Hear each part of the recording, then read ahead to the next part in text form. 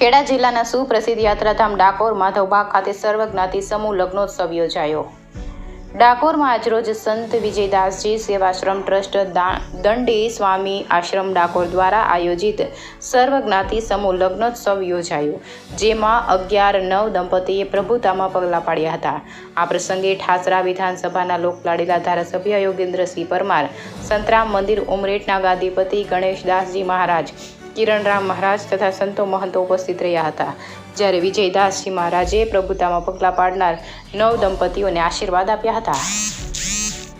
India 24 news સાથે bureau report Navdeep Raval, Kheda.